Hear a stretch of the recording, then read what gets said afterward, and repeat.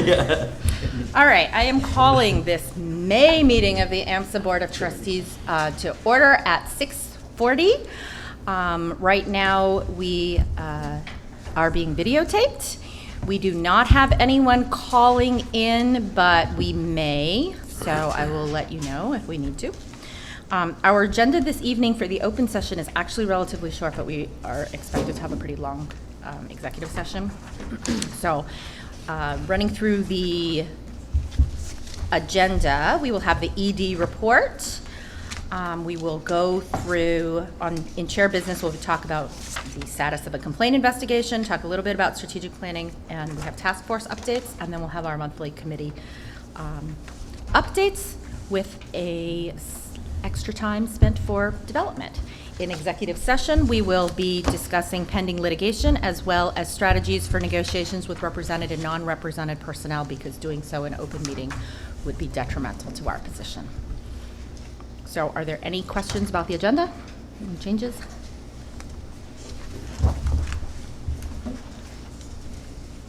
If not, let's take a look at last month's minutes, please. I'm sorry, Pauline, just one point of clarification. The agenda is only 2 pages long, right? It is only 2 pages. Oh, yes. okay. It says closing items, adjourn at the end. At the Oh, but bottom it says 2 pages, 2 of 3. Just checking. Yeah, I see. Huh, that is weird. The third page was blank, so I just didn't print it. Saving trees. All right, we did get the minutes out late today, so I would appreciate if we take some time to look at them now.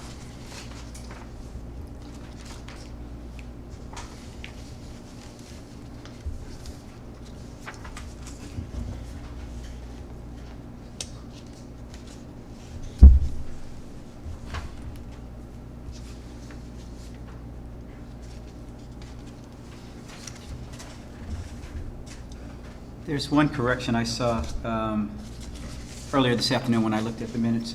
Sarah, the under governance monthly update, where it says Ev Reynolds presented, I was not here at the last meeting, so it may have been Allison. Oh. Oh. Not Where sure. was that? I'm just guessing, but Page 4, section 4. mhm.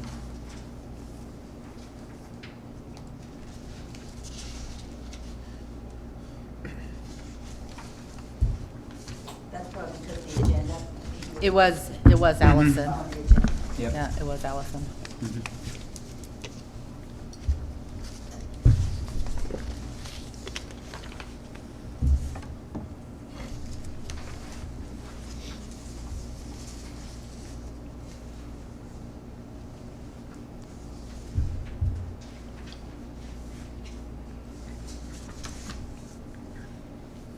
Any other comments or corrections?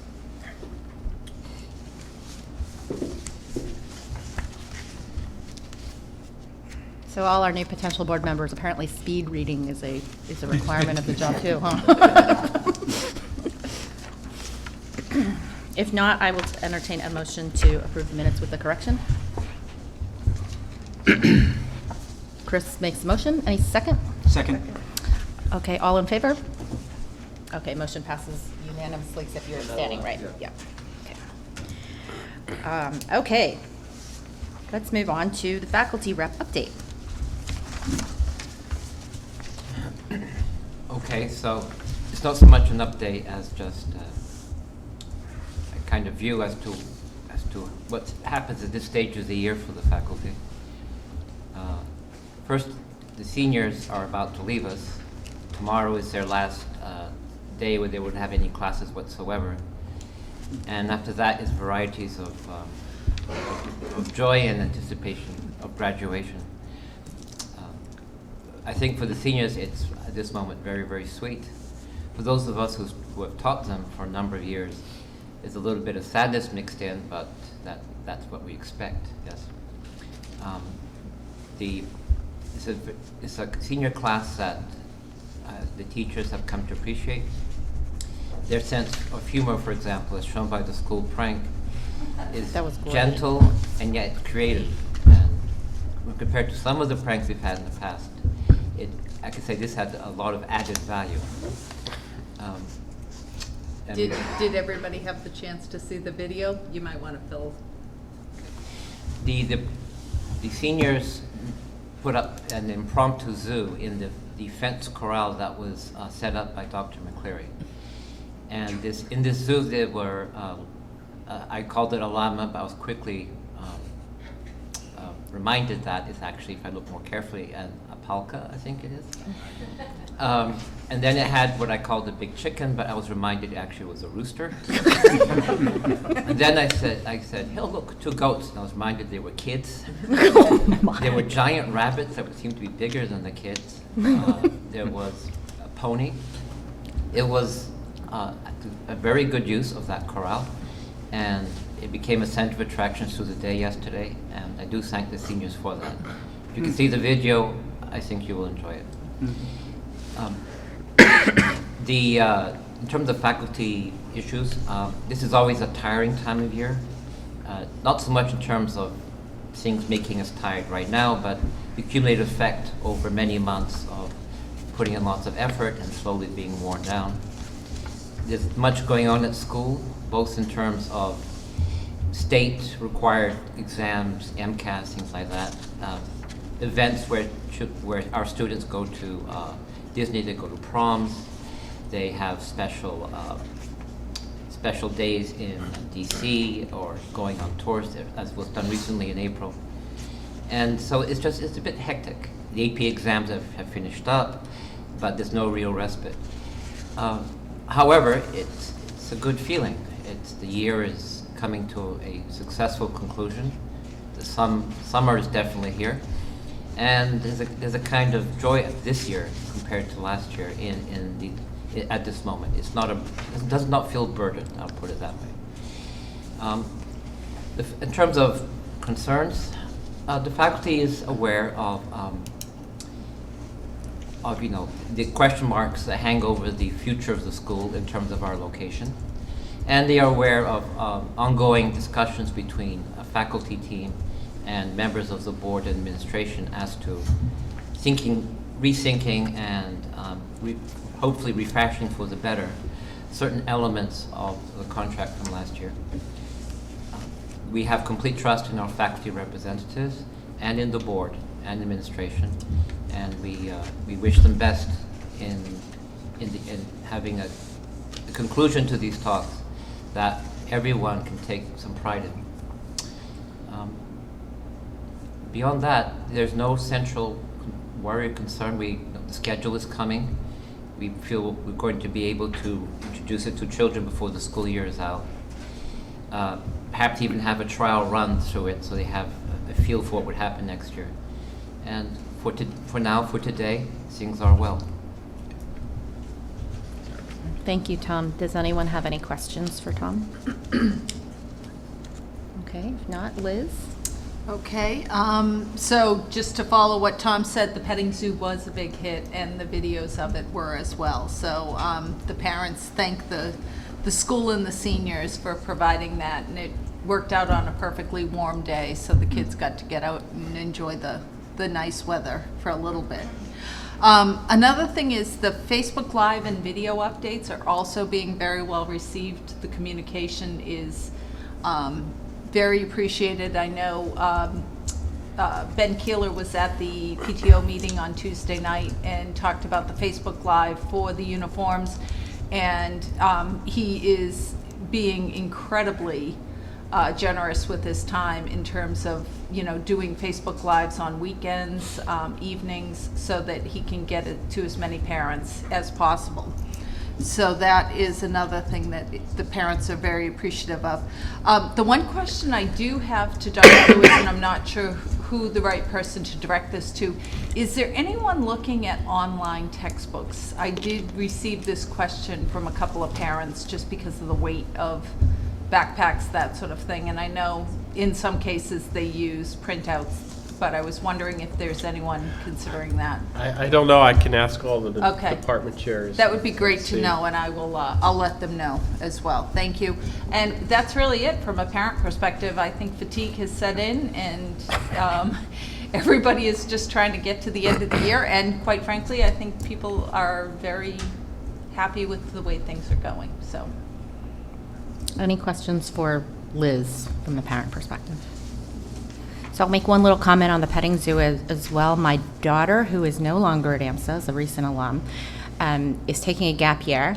She mentioned it in this huge bulletin board for a school that she's going to. She's going to college in the Midwest next year, and she mentioned, oh, my school did this great senior prank. They brought in a petting zoo. And someone else from another part of the country said, did you go to AMSA? Wow. So it was apparently out there already that someone from a whole different part of the country, I think they were from California or something, had heard about the AMSA petting zoo. Wow. I was senior prank, so there you go. That's awesome. I know, it was Social media. amazing. Yeah. Yeah. Lots of ways So, to get a reputation. it was a very good, positive thing, Yes. right? It was a very cool. great. Yeah, so that was amazing. So I wrote that along. Anyway, so with that, Dr. Lewis, we'll turn it over to you. Okay, thank you. So everybody can kind of follow along. I wrote up my report. So I have 3 points to cover, but before I cover those 3 points, it's a very busy week. Tom is absolutely right. So we had lots of things going on. This week we had senior night on Monday, and I really want to thank everybody who was involved in putting that together, Ann Richards and Lynn McCluskey in particular, and the senior class advisors, Bethany Bartolini and Aaron McAdams from the history department. They did a fantastic job. And then last night, I don't know how many folks had a chance to see it, but we had a really, really fantastic arts night that was put together by Sarah Preston and Jess Bowen, the head of our chorus, and all the wonderful art teachers, Miss Cloutman, Mr. Morgan, Miss Norton, and Miss Terrell. Very crowded. It was awesome, even though it was very hot in here. We had a really large crowd. People were very enthusiastic. The kids, just amazing artistic ability, and it was just fantastic to see their artistic ability, amazing musical ability, and they even performed a skit too, which was just terrific. It was really fantastic. Lots of smiles. It was just great to see that. One of the best art nights I've seen. They did a fantastic job. So I have just 3 points to cover. So just wanted to provide an update on the 3 goals. Tom mentioned the schedule. So the first goal that have been focused on the past few months is the schedule. So just to give you a quick update on the schedule, the Avengers, the absolutely fantastic Avengers, are 99% done with the schedule. Is that a fair? Everything except 6th grade. Everything except sixth grade. So Padma, Lino, and Monica are the core folks involved with the scheduling. Avengers done an absolutely fantastic job and continue to make refinements and to improve it. And for the first time in many, many years, we will have a schedule. We will have a schedule before the teachers go away for the summer, which is just terrific. And in addition to that, as Tom mentioned, we're also planning for the first time ever, which is great and is thanks to the scheduling Avengers, and thanks also to Jess Bowen, whose idea it was to do this. We are having, for the first time, what we call a step-up day. So we're planning it for June 20th and 21st. We're working out the details, and on that step-up day, students will receive their schedules. So teachers are going to receive their schedules by June 1st. The kids will have their schedules, and then on June 20th and 21st, they'll actually attend their classes, and there's lots of advantages to doing this. So they will become oriented to next year's schedule. Teachers will have an opportunity to introduce the curriculum to their kids, and it will also provide the Avengers a chance to work out kinks in the schedule. So it's a really great idea. Great idea. Thanks to Jess Bowen and thanks to the scheduling Avengers, we're able to do that. Yeah, it is all their work. Second goal that we have been focused on is the PD program, and with the great support of the board, we are now offering our teachers. So at our last meeting, the budget was approved, and the board has been very, very supportive. We are able to offer our teachers and guidance counselors more financial support than we ever have in our school's history. So there's a brief outline of the PD policy, which you've heard me discuss before, so just 3 basic things that it does. We've expanded the number of PD days excuse me, from 1 to 5 during the school year. Each teacher, each guidance counselor has a $1,500 PD account. And then last but not least, the program provides autonomy to each department and each teacher to craft PD that is tailored to their particular needs. So really, really excited about that. And then the third goal that we've talked about is the retention and morale of our staff, and we have been working very hard to improve that. Certainly the goals that we just mentioned about the schedule and the PD program are an important part of that. Also important to Ms. Lindsay and I is trying to create a democratic culture in our school where teachers feel that their voice is heard, counselors feel that their voice is heard, and students feel that their voice is heard as well. So that people feel that they're not just on the ship, but they're helping to steer the ship. And I think when people feel that way, we're much more likely to achieve success. So we've certainly made progress, but as you can see there in big, bold, dark letters, there's a lot more progress that we can make. And a couple things that have come to mind is just to never be complacent in what we are doing, and to always be thinking of what can we do better. How can we create a more vibrant school community? What can we do better to retain our teachers? And to constantly be questioning, constantly be thinking about what we need to do as a school, what we need to do as administrators, what we need to do as the Board of Trustees. And one important part of all of this is the question of salaries and how we make our salaries as competitive as possible. Second point, Ms. Lindsay has just completed lots of work in our SPED task force, and she is going to provide an update on all the work that they did.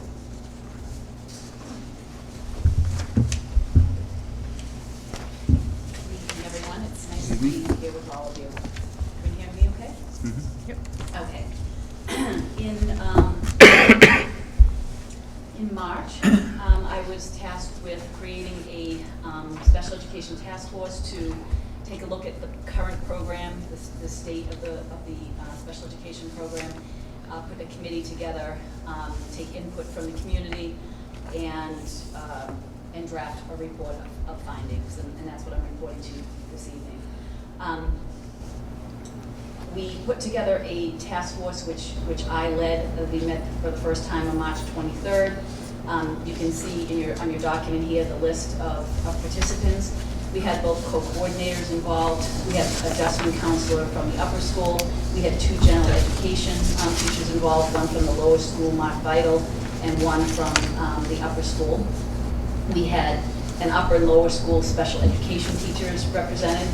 We had a paraprofessional, Mike Finkel, our communications manager, Roger Jarrett, who was a past board member and had been on a special education course that we had put together, and Jess Hennessy, the PAC chair, and Jill Cousy, both parents.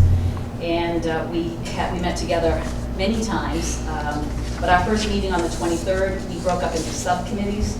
We had an online survey committee, community input committee, and a school data collection committee. Excuse me. The community input committee came together. We put together just a 4-question document. You can see the 4 questions on the next page. And we had a daytime community meeting and an evening meeting. We had about 15 students represented during those meetings. We sat down, we worked with them, we kind of moved from group to group, and they worked in small groups themselves so that they could talk and kind of share ideas. And they answered the questions of what is the current strengths of the AMSA special education program, what are the current weaknesses of the special education program, what does a widely successful special education program look like at AMSA, what are the components, and what do we need in order to reach that goal. I do have a summary of that data if Then the online survey committee created an online survey. We used not only these 4 questions here so that parents who couldn't participate in the community meetings could have a chance to answer those questions. We also used, the PAC had done a survey last year. We used some questions from there so that we had data that we could compare apples and apples to. And then there was some other questions that were added in, information we were interested in getting back from families. That was sent out to all the special education parents. It was also sent out in Spanish and Portuguese.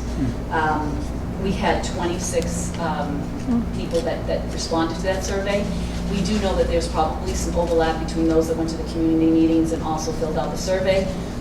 So that, is in the data. We looked at, we don't know how much weight that had.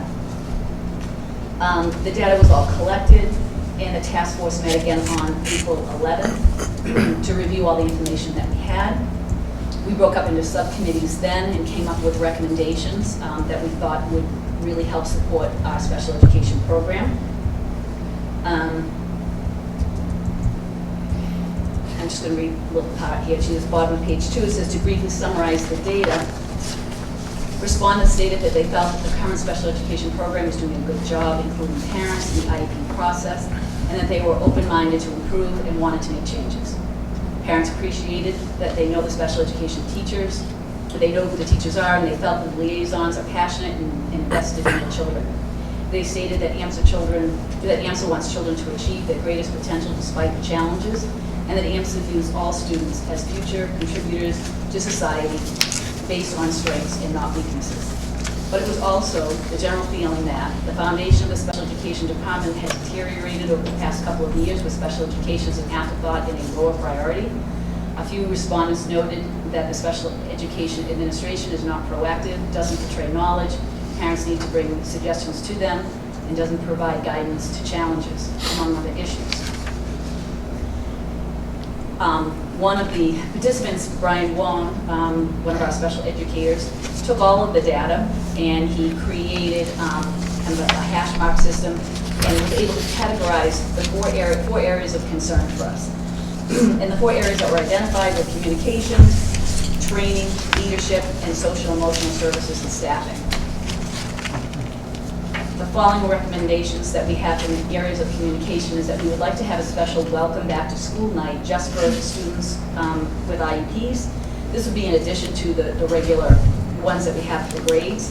And the special education staff and teachers would be there with the IEP students. It would give all the parents an opportunity to meet everyone on the special education team.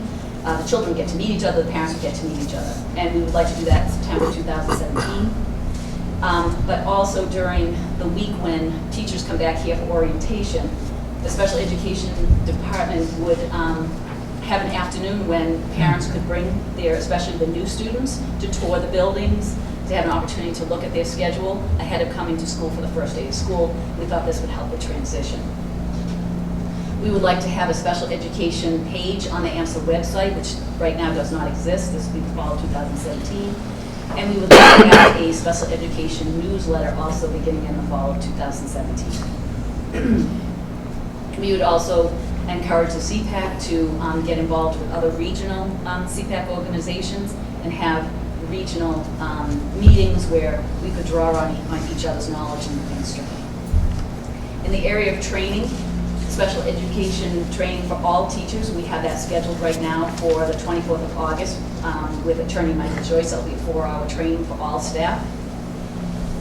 We would also like to have specialized training targeted to the adjustment and the school counselors, in particular to work on the skills to effectively work with children on the autism spectrum. We would also like to have special education training for all stakeholders, which includes the AMSA administration, teachers, paraprofessionals, support staff, families, students, and then we mentioned a couple areas for potential training. And this would be ongoing 2017-18 and certainly well into the years to come. The first training that we have coming up for families is being offered June 14th of this year. We would also like to encourage our teachers to become either dual certified or for us to do some research at Framingham State or Worcester State to come up with 3 to 6 classes that they could take over a period of time, maybe earn an AMSA certificate showing that they have completed these special education classes, through reimbursement, tuition reimbursement that's already set up. There was talk about ECBA in hiring. We have someone who consults with us now, but potentially looking at somebody who's trained in a little bit of a different area than we have right now. I think there's some feelings that sometimes it's more of a,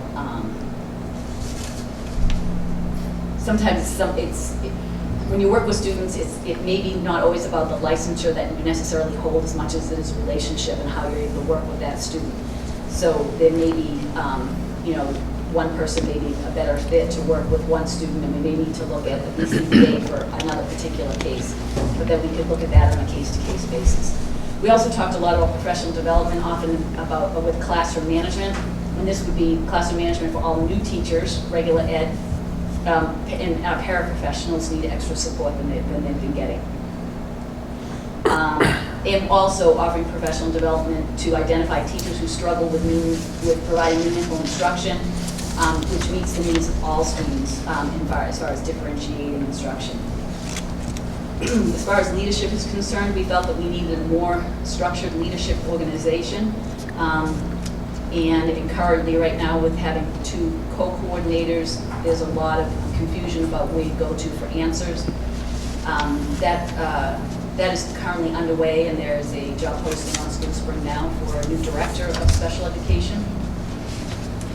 This leader would work to improve trust among the team, which is something that I've discovered over time, that there isn't a lot of trust and teamwork happening throughout the special education program.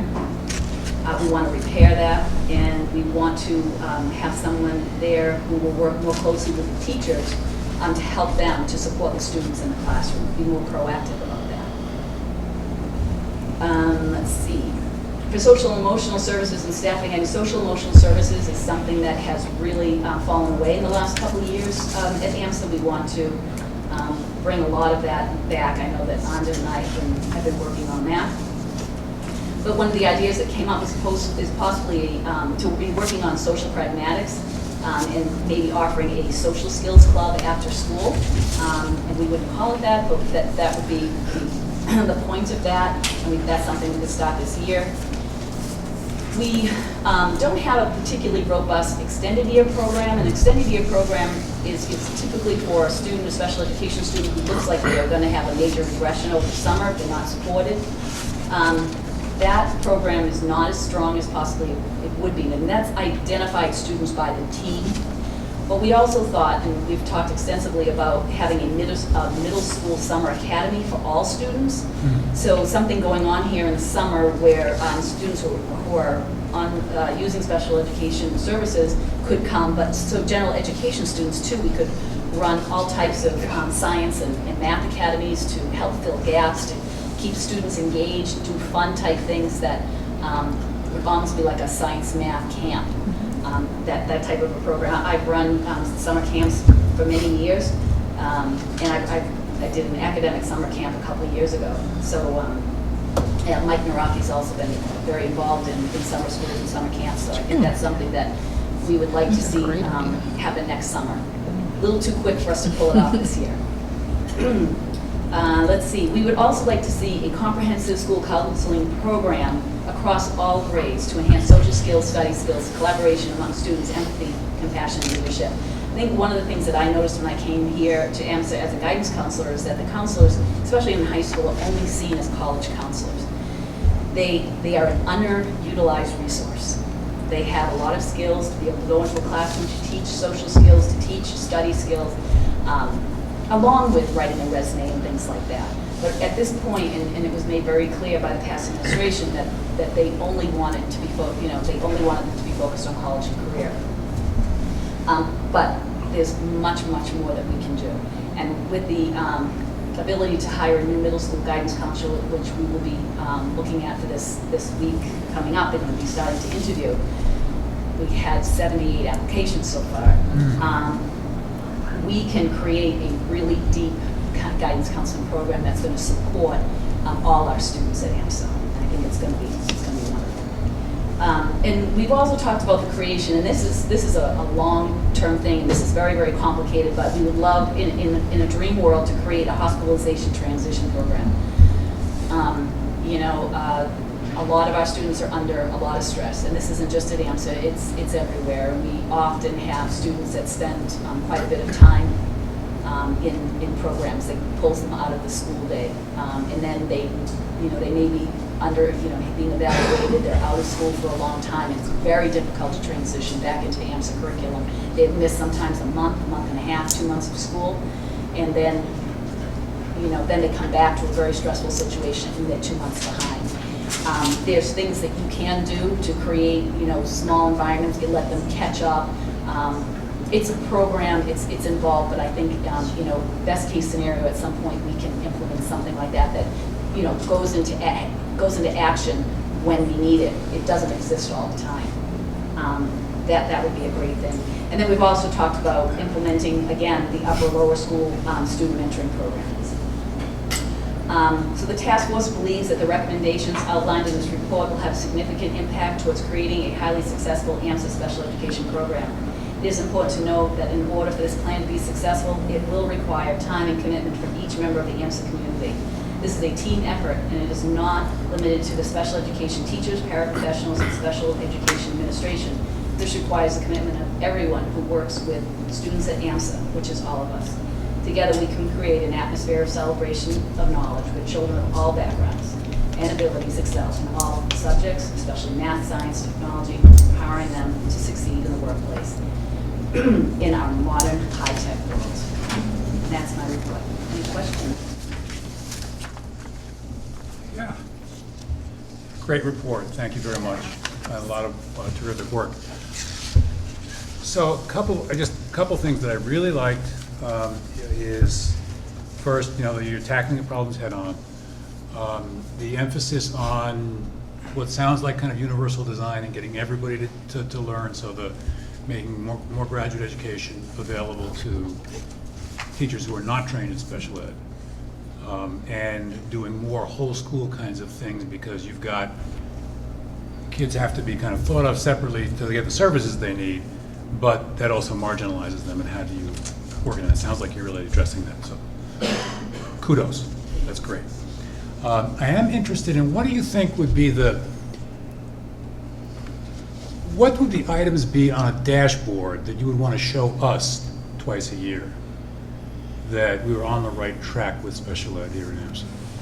Well, I certainly think parent feedback has been something that I think really brought all of the issues that we had to our attention. Yeah. They're the ones who are working with their own students at home every day. They're seeing their own students be successful, and I think that always hearing from our parents is going to be important. I think tracking these students' grades are important.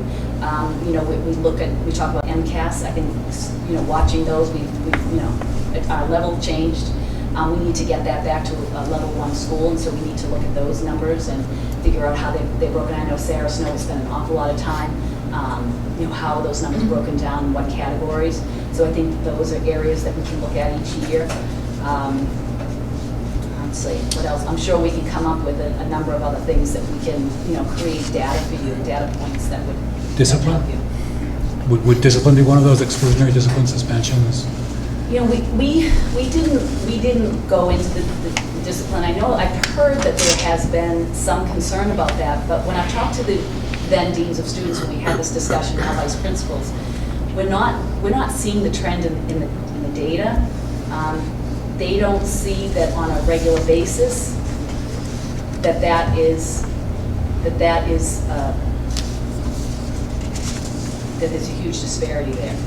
That said, we do have a new dean of students who's very familiar with restorative justice, which is a program that's kind of near and dear to my heart.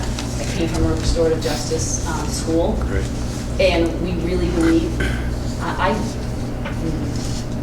I'm not a big supporter of detentions and Saturday detentions and things like that. It's just not, who I really am. I really want to sit down with a student and say, okay, what happened? How did your behavior affect you and affect those around you? And how are you going to make it right? How are you going to fix this? Because I think as adults, we all have to take responsibility for our own mistakes. We all make them, and especially our students. So why are we being punitive? And why aren't we helping them to learn from their mistakes, take responsibility and own it, and then learn how to fix it and move on, right? Let's learn from the mistakes we made. And I'm not sure that a student ever learns from their mistakes.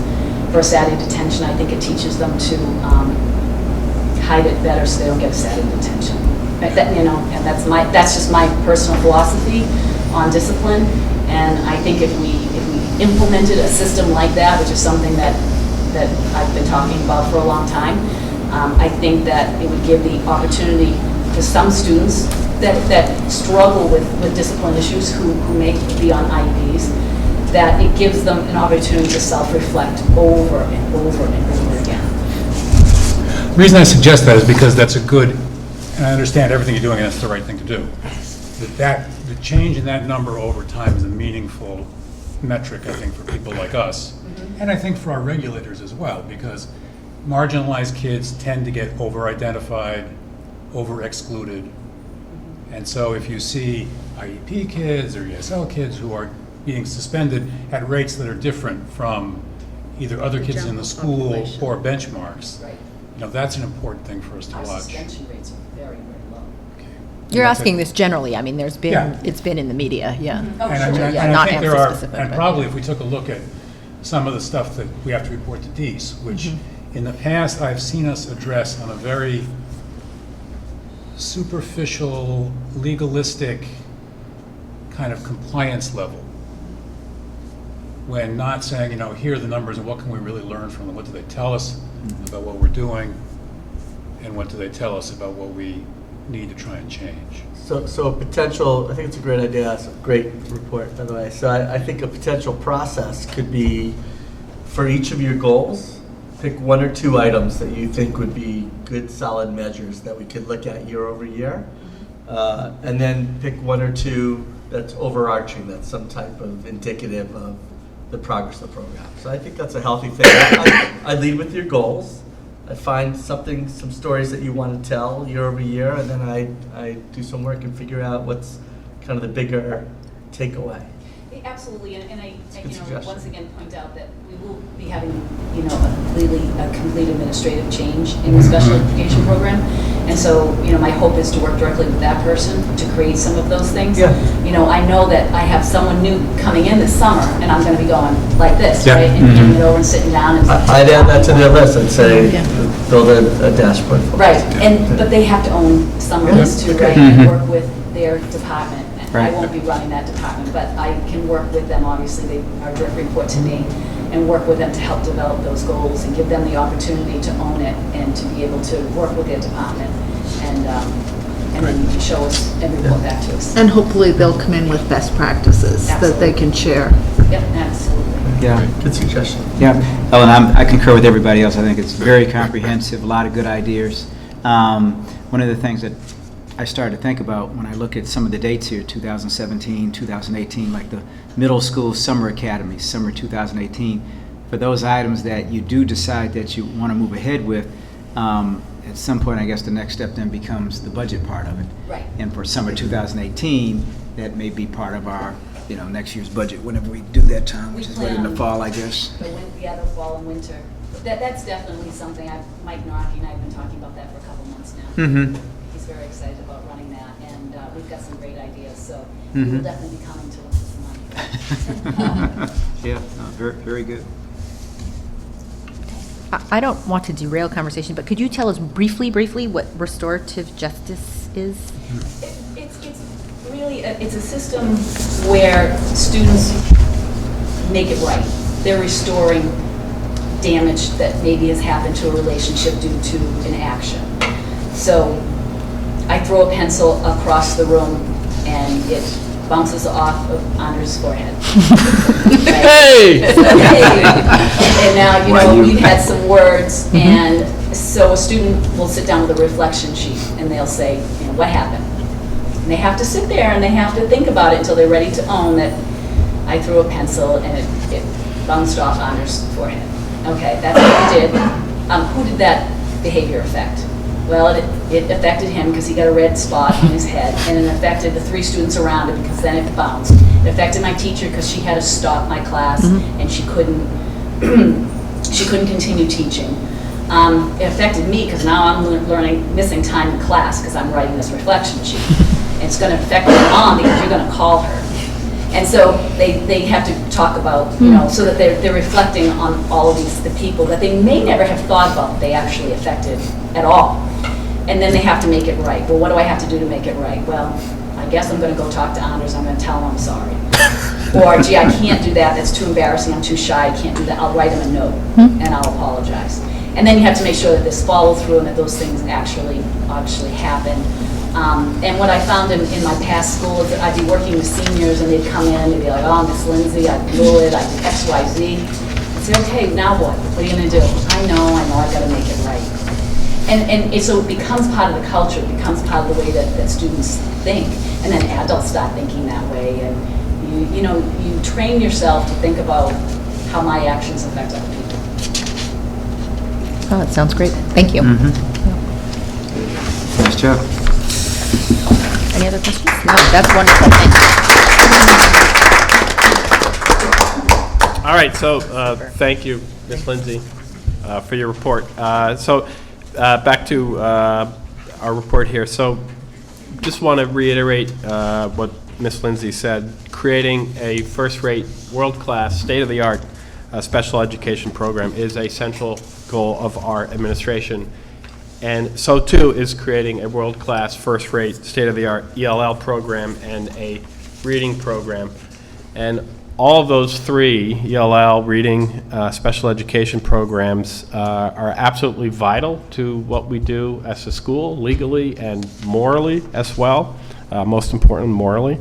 And it will also help us fulfill the mission of our charter. The mission of our charter, as Ms. Lindsay stated, is that all students, regardless of ability, all students, regardless of background, will excel in all subjects. That is our mission, that is our purpose, and those programs are central to that purpose, and they will remain central to that purpose. Third point is, just wanted to, we're beginning to think, I know the Board of Trustees is beginning to think about next year, and I had a few thoughts about next year as well, and goals over the next year as well. So we've been very, very focused over the past few months since we started in our new positions on those 3 core goals: the schedule, professional development, and teacher retention. And if you're telling a story, the basic story that we've been trying to tell and trying to perform is kind of righting the ship after a fairly tumultuous period in our school's history. And I think we're making a little bit of progress, but there's a whole lot of work that remains to right the ship. What are some of our long-term goals? So this summer and into next year, I would like AMSA to continue to do what we're focused on. It's not like you improve the schedule and then you say, okay, we're done with that. So we want to continue to improve the schedule, and the scheduling Avengers have been taking notes. They have been analyzing how it's going, and they already have plans for next year to make it even better, which is fantastic. Want to improve the new professional development program, and also want to continue to work and explore ways to retain our teachers, to retain our counselors, and creating, as I mentioned, state-of-the-art special education, ELL, and reading programs as well. And in addition to all of that, creating a democratic culture, a strong mentoring system, and a useful and fair evaluation system. So those are some really important goals that Ms. Lindsay and I will be focusing on. And then in addition to all of those goals is the discussion of our really, really long-term vision for AMSA. And we hope that if over the next several months we're able to right the ship, we can then, after we right the ship, we can set our sights on far-off destinations. So we were recently ranked number 2, the number 2 high school in the Commonwealth. Let us be number 1. Let's be number 1 in the nation. So how might we do that? What might be our long-term vision for AMSA? I've been thinking quite a bit about this, and the different schools of thought in our school. We've had many administrations in our school. We've had many executive directors. We've had many principals, different members of the Board of Education, Board of Trustees. Lots of people have come and gone at our school, and people have been hired at every stage of the process under the different executive directors. Without question, we are a community of many voices and many ideas, and that is unquestionably a source of strength. Diversity of ideas, diversity of thought, different ways to approach teaching, different ways and philosophies of education keeps a school vibrant, and you never want to crush that. You want to nurture that. Diversity is a very important part of a successful school, a successful institution.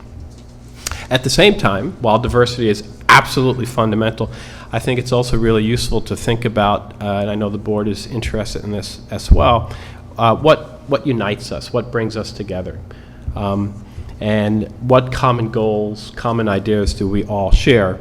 I've been fortunate enough to start discussing this with a few teachers. We had a trial run in the history department, and also with members of the Ed Advisory Council. And there have been lots of ideas floated in these various venues, but one thing that I have seen that is fairly consistent is the determination to nurture an idea that I believe has been at the root of AMSA's success thus far, and that is the idea that we are a school of high expectations. The idea that the advanced in our name, and this comes directly from the charter, the advanced in our name means that all students, regardless of background, regardless of ability, can learn at an advanced level. And the idea, and this actually came from a conversation I had with Tom, the idea that we will never surrender to the soft bigotry, and I didn't create that term, that comes from President Bush many years ago, but he referred to the soft bigotry of low expectations. We will never surrender to the soft bigotry of low expectations, the false belief that some students, because of their background, are simply not capable of learning demanding content.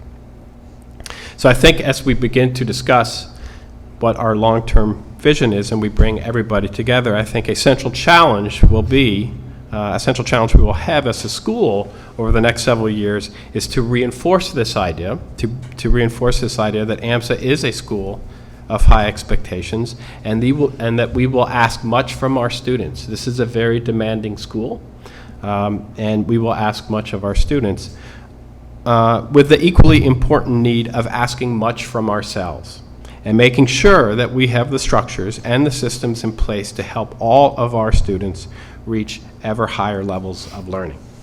Thank you.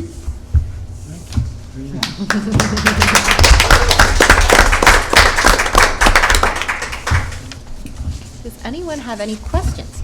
Chris? I do, a couple. Honors, I thought that was great. I think, Dr. Lewis, the way you've been communicating has been terrific. You've got the right amount of clarity and repetition and genuineness. And I watched the video the other day and was just like, wow, that's just like what he said. Okay, I think I may remember it. So that's been terrific. I have a question about teacher retention. And so I know the moment of truth is like the first day of school next year.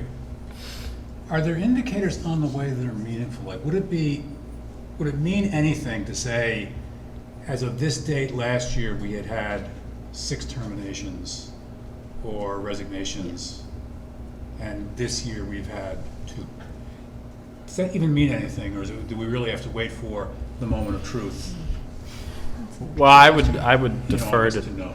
Tom and to Brianna on the morale of the staff and that. I can say that I know that we have lost a very dear and accomplished English teacher who will not be returning next year, and he's an absolutely fantastic teacher. It is public information now, it's Mr. Scally. He's an absolutely first-rate teacher, and it's a terrible loss for our school. And you know, we need to figure out ways we can keep people like Mr. Scally. Can I answer this, Chris? From my Yes, perspective? I don't know, can you? Well, I can put out my thought, may not be an answer. Yes, there are some teachers leaving. Teachers are leaving for good individual reasons in terms of the course of their life, whether it's Mr. Skelly or whether it's a couple of others that I know of. They've reached a stage where they have to ask in terms of the long-term prospects of a career and ability to sustain a family at a certain level in terms of a long-term good. They are not leaving because of any sense of despair, disappointment, and discouragement from the internal functioning of the school. And this is radically different from last year. Last year, I lost many of my colleagues in the maths department. None of them left purely for the same reasons that current teachers are going to be leaving. They all had some measure, sometimes a very high measure, of encouragement to departure from administration at the time. And these were some excellent teachers. I have talked to a lot of faculty members, and yes, there are some who will not be returning, but I have not found a single one who said, I leave because this AMSA has somehow done wrong by me or failed me. I leave because in the context of what you have to do in terms of a decision about life itself, this is simply something that I must do for myself, which is a very different atmosphere. Thank you, that was very helpful and very reassuring about this year, and also suggested something to me, and that is the kind of metric that I'm looking for. Maybe it's not the turnover rate or the number of resignations by April, but perhaps it's revamping our exit interview It's the reasons why, right? so that we have real data on people leaving for reasons attributable to this environment or reasons attributable to other things in life. It's a great idea. You know, Life versus life here. Life versus life. in the corporate America world, we have boomerang programs sometimes too, which is to identify individuals who've left, right? Unwanted turnover of top talent, and to put plans in place to reach out, for folks to reach out to them and get them back, right? So if you know that an individual is already successful and had passion for the company, they come back and, Great there's a- idea. you know, right? There's a high retention if or when they do return. So you may want to think about a boomerang program. If you've got colleagues that left that we wish were here, and we can come up, we would like everybody back, but you can't do that. But if you want to do hyper focus on a couple individuals, you can take them out to dinner and bring them back and talk a little bit about what's different and what's happened, and give them access to Anders and Ellen and the team, and you may be surprised. We call it a boomerang program because it's a very strategic part of how we reacquire talent. How do you do that? Do you have people, their peers, reach out to them, or you have the leaders, corporate leadership? Who reaches Yeah, out? so it's really, so we assemble the list through our colleagues, right? So we start to identify who are we put some general measures in place to say, okay, Who would you like what to type see of back? Yeah. individual we want back, and these are usual measures like performance and track records and things like that.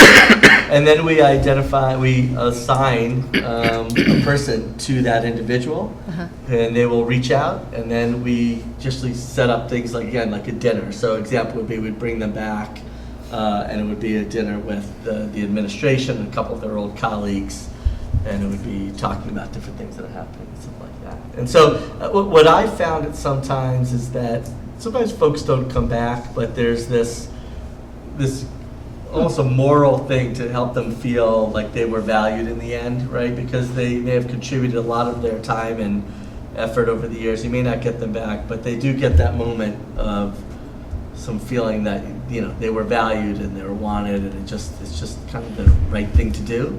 But a lot of folks will come back. We have a pretty good hit rate, about 50 or 60% of them. Yeah, similarly, we created a culture around a colleague for life. So maybe, to Tom's point, someone leaves for the right reasons, but then they, may become a client of ours, or they may become, in this case, maybe they go back into the corporate world, and maybe they have internship opportunities for students at AMSA, or they can come back and give back to AMSA. Or talk. you know. Or they yeah. refer a friend. Or I they, mean, it's just- refer a friend. I mean, it's all of those ideas refer a that, friend, what a great idea.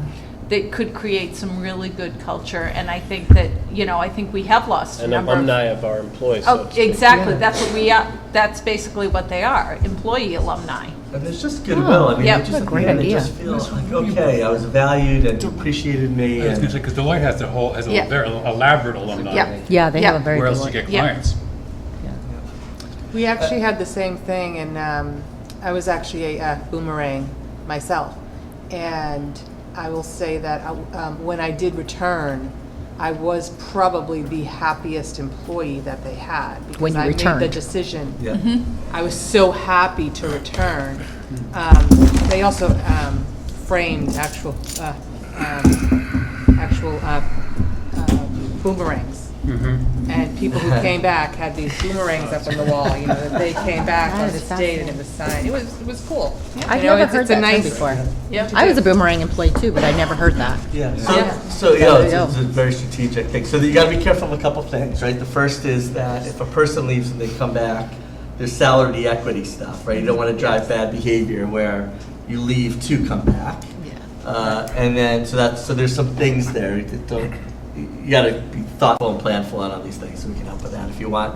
I think the other thing is that we found that people that were not on our list started calling us. Yeah. They said, how come we didn't, and we just said, we welcome you back, we haven't gotten to you yet, and We haven't come gotten join us to you again. yet. But it was that kind of a thing, because you can't reach out to a bunch of Everybody. people, you have to start somewhere, but we welcome, we welcome folks, and so anyway, That's so it's kind of interesting. What a great idea. That's And great. just And you've got 'cause- open positions. And just there might be some people that call back that maybe were wanted turnover, and that's just an authentic conversation with them, saying that we're super excited you're interested, and glad to know it, and we'll let you know if there's something. But it's Have we talked about forming a committee that would look at specifically turnover and track that? Or could that be a task force? Because something that, Oh, we have talked about it in governance. We've talked about it here and there over the years because it is sometimes recommended to have a personnel committee yeah, to talk about things like that, Oh, right? governance, okay. Yeah, if it was in governance, but so that is sometimes an issue. We didn't have the board bandwidth to do that, and in many cases it was a school matter. But it's an interesting idea to a task force maybe to think about how. Might be something we want to add to the strategic offsite. Yep. We've got one coming up maybe in the fall. something. Yeah, potentially. Yeah, that may be a good way to think about it. and just one of the things, it was great that this is not something you finish. I heard this, and this was actually in relation to diversity and inclusion, talking about eliminating racism from the workplace. But it said, it's not like having a tooth extracted, where it's done. It's more like flossing. You gotta keep doing it. That's right. Absolutely. Good analogy. Obviously, I came in at a really good time. Have you flossed today, Ken? All right. Any other questions about the monthly update? None? No comments? Okay. Thank you, Anders. It's great. Thank you. Sorry. All right, let's move on to chair business. We do have a complaint investigation ongoing that has been assigned to Chris O'Keefe and Tom Taverna. So an update? So, reached out unfortunately with a mistaken email address a couple of weeks ago. Reached out again yesterday. That message didn't bounce back, so we're waiting to hear back from them. Okay. Complaining about a telephone meeting. Super. Okay, so now we're moving on to the strategic planning topic. And so I have had an opportunity to talk with a facilitator who's a nonprofit strategic planning expert. And I think we've had a couple of offline discussions as well, and little bits and pieces here. And I've talked with Rick about this, who unfortunately is trying to get here at some point. And so I think that the idea of starting to kick off beforehand, so actually I'm going to do two things at once because I'm going to roll over also into Rick's climate update. So let me do that first, and then I'll talk about strategic planning. So there has been a decision made for this year to run the panorama survey exactly like last year's. Just even if it's suboptimal, just to get it out there, so that we have exact data to match apples and apples. So even if some of the questions are irrelevant or people think they're off, it'll go out with sort of the appropriate communication of why it's being done, but it will be exactly the same. This year will be run entirely by the board. So it's going to be, the communication will go out from the board. It will come back to the board. We do have an administrative contact who will help to facilitate, to ensure, the administrative piece of it, but it's going to be a board survey with the idea that it could transition next year. And Anders has talked about perhaps putting together a team to really identify, okay, what survey data would be useful, because we know Panorama offers, a lot of different survey modules, and the board and the administration have picked these certain questions to ask last year.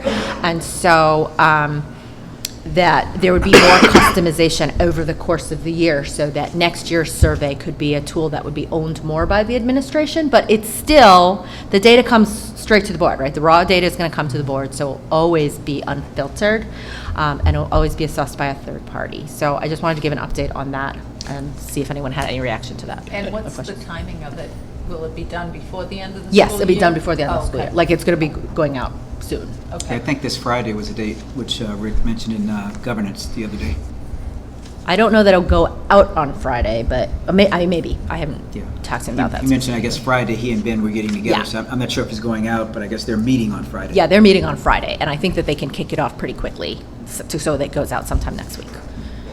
Just as a point of clarification, are we talking about the parent community survey? Are we talking It about is the parent- it's administrative both. survey? It is the parents and faculty. Okay. Or employees. It's both surveys. Okay.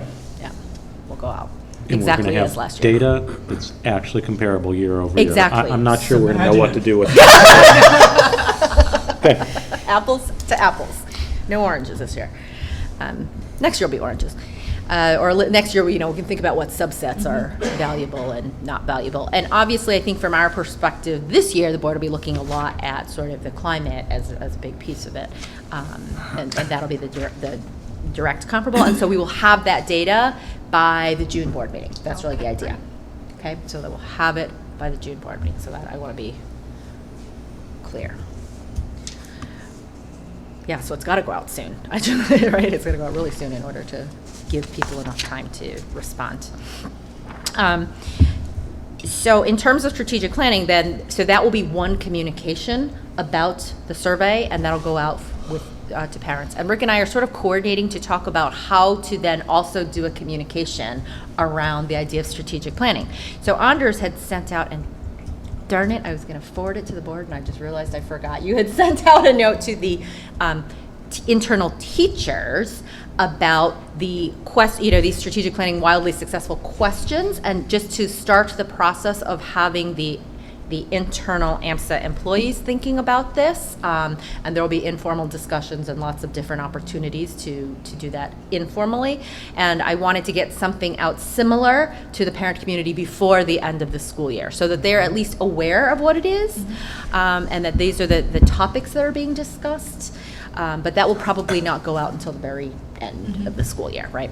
But so now going on to the strategic planning, what I've talked about with a consultant, and what we need to talk about as a board today is to figure out how much effort and budget we want to allocate to this.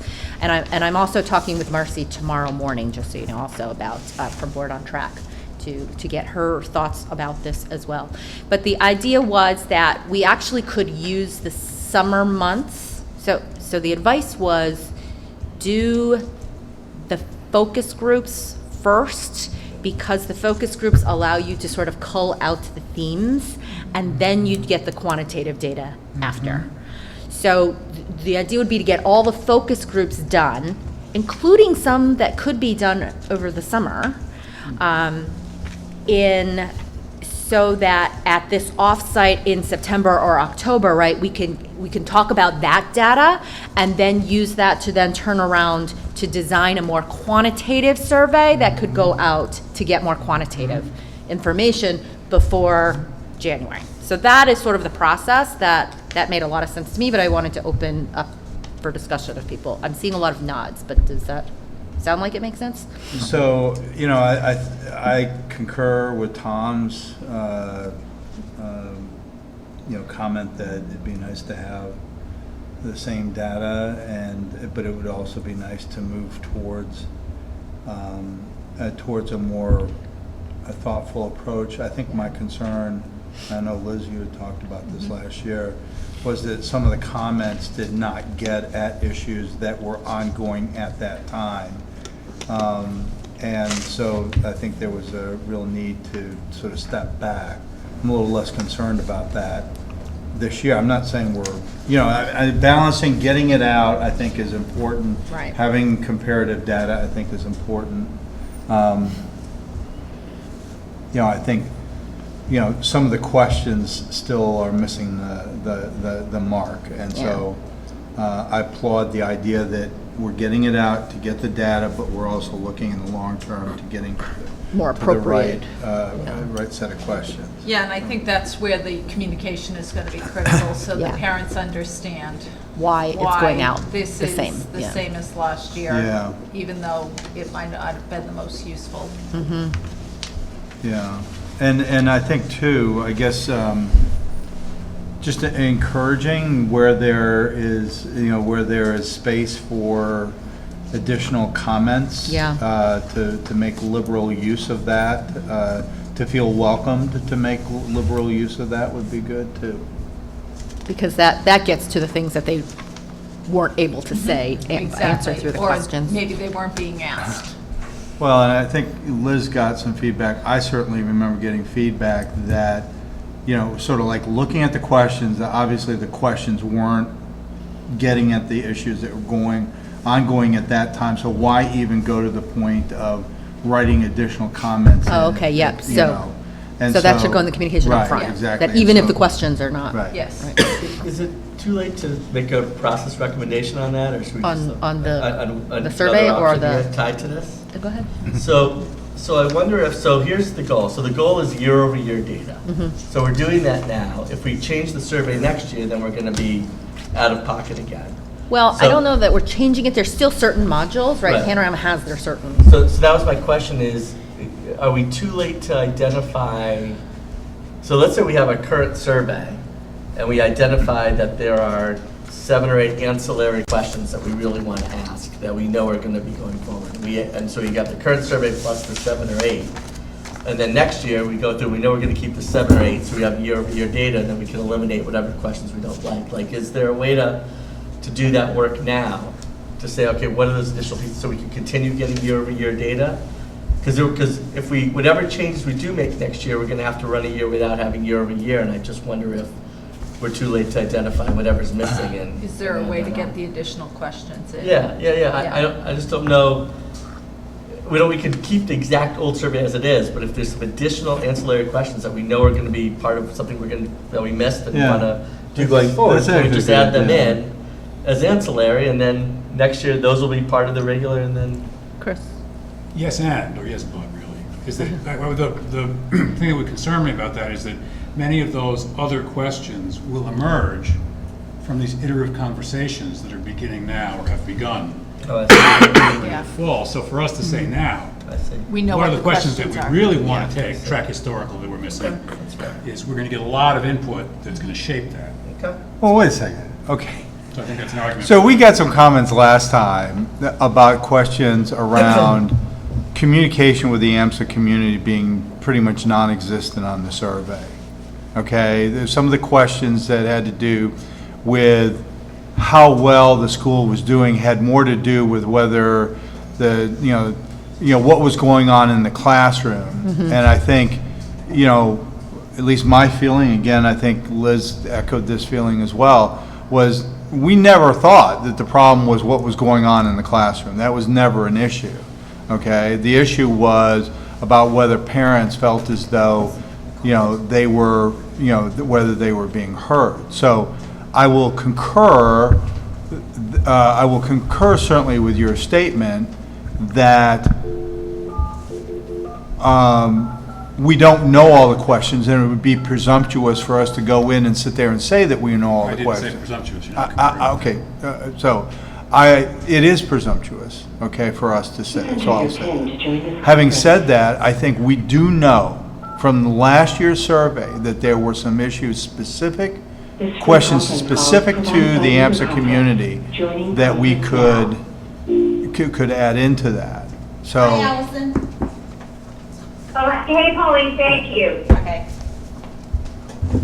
Okay, so we've added Allison. So again, I would just like to build on Mike's idea that we take a quick glance at it, and if we see some obvious questions to add, then I think we can add those with the idea that, Maybe it's both, right? So if we there's some things that we know, we could always drop them again. But if we know that there's a good chance they're going to be more year over year, then we can capture, at least get another baseline going forward, and then perhaps you add some more, we add some more as a result of that, and it's kind of this perpetual, we slowly build a new survey, but we don't miss an opportunity to continue to get this baseline data for year over year. So I mean, just don't know what it would take to do that, but just sitting here asking a question of, compared to, your perspective 12 months ago, do you think improvements have been made, between the board, between the school administration and the AMSA community as a whole? could be an opportunity. If Yeah. if we sit there and we get, 90% of people saying, nope, it's pretty much the same as it was last year, I think that's probably useful information. If on the other hand, we get, yes, there have been, significant improvements, I think that that's important. And it's a question we're going to want to ask every year. And it's a Was question we're gonna communication the wanna main one that you're both reacting to? I'm sorry? Is communication, the area of communication, the main thing that One of them. that you're That was reacting to? probably Because that was the probably the biggest biggest issue, That was the right? biggest thing last year, Okay. was that everything around Yeah. how did you feel about the school had to do with the parents' perspective of how the teachers were doing in the classroom. Right. And that was never Not the how issue. the school, right, okay. Okay. So what I can do, I know that they're meeting tomorrow. I can make sure that they know about this and see if they can add. I don't know how easy it is or isn't to add. I mean, it certainly will be balanced with the idea of trying to get this out as quickly as possible. I mean, if it's going to take a week to do it, then I would suggest we probably don't want to wait. But if it's an easy thing to add, particularly around the area of the communication, and it's just one more thing, or maybe they drop something that they thought was completely irrelevant, so this is where there's the combination of the board and the administration to see, what that, if there's any school, if that would be useful information for the school as well. Okay, so I will do that. Any comments about the strategic planning process, right? Because that'll be sort of the flow of how all of that will roll out as well with this Have we information. set the agenda? Are you talking specifically to the fall meeting? We have not set the agenda Okay. because we're still trying to design the process, which Okay. means we still need to figure out, how much do we really want to sort of set aside for that. But so I just wanted to bring up, sort of where I have been in that process and what my current thinking is. And literally the meeting that I had was just this afternoon, so I haven't talked to Anders or Rick about it yet. So you're all hearing it all fresh off the first meeting. But it made a lot of sense. So, okay. All right. Ken, you had mentioned you did not have a regional task force update, Yeah, right? I Okay, still, so- okay. acknowledge the, Yeah. Okay. doing the communication, I'm certainly not dropping that, but. Okay. And climate, I gave the update, because that's mostly the survey. Allison, do you have a quick collective bargaining update? We'll also be discussing it in executive session, of course. Yes, so we met on, was it Tuesday night or Wednesday? I'm sorry, forgive me, this week's going a little bit bananas. But we had a very good, productive meeting. It was our second meeting, and we're going to get together, hopefully get another couple of weeks. We're trying to hone in on a few things with regard to the tool that we'll be using for the evaluation. It appears that everybody is directed towards achieving the goal, and I think that maybe in the next, 2 sessions, we'll be able to finalize what we need to finalize, and, I feel good about it. Great, thank you. Okay, governance. Let's see, in your package, you should see a one-pager, which is called Attending School Events and School Visit Policy. So we have a policy to review here and then vote on afterwards. And this really came out of a discussion we had in governance several months ago, where we were looking at trying to get better engagement, communication between the board, faculty, just sort of help, I'm going to say, get greater closeness from a cultural standpoint between the board and various aspects of the school. And this was one of the elements where this really started off with board members having the opportunity to visit classrooms. And from that, we ought to have some norms or some guidelines before we just have board members make arrangements with the faculty administration to visit classrooms. Mike, this all came from your comment when you visited and. Yes, Mike had already been a forerunner on this. Yeah. That's I right. saw Tom in action. It's the real deal. And we said we all need to do that. So it's really embodied in those first two bullets under guiding principles. Board members are encouraged to visit AMSA and to attend AMSA events. And board members should be visible and known to the school community and help nurture a collegial atmosphere.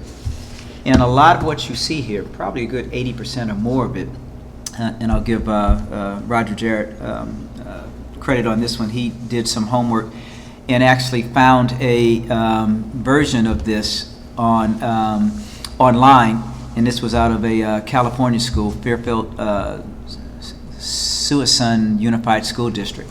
So a good, maybe even 90% of what you see here is from this original draft, and we've just sort of made some minor edits.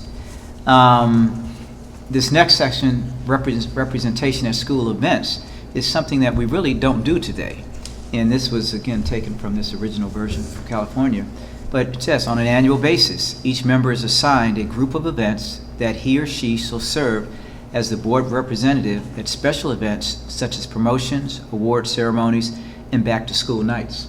So I know we all try to, inform each other, when there's activities going on in the school, and we say it'd be good if we had board representation there to support. Here, they actually take the step where they actually assign board members certain events or activities throughout the year. So that was something that we kept in here. And then that next paragraph just sort of talks about the protocol of the board member while they're attending that particular school event or activity. And then the next section, school visits, which is really what was the emphasis of our initial discussion. And here again, it sort of talks about the sort of the do's and don'ts. And we made some edits in here. But board members are encouraged to visit AMSA and AMSA events. When visiting AMSA events, other than to provide ceremony representation, members should contact the principal for arrangements. This will ensure minimal disruption to the school program. Sign in at the school office upon arrival. Be considerate of administration, faculty, and staff of their time. Expressing objectives of visit. So ahead of time, why is the board member actually attending? Adhering to the time allotted for the visit. Because the whole goal here is to actually have a very sort of welcoming, warm environment, not one that's going to create some apprehension or angst because we have a board member, in the classroom.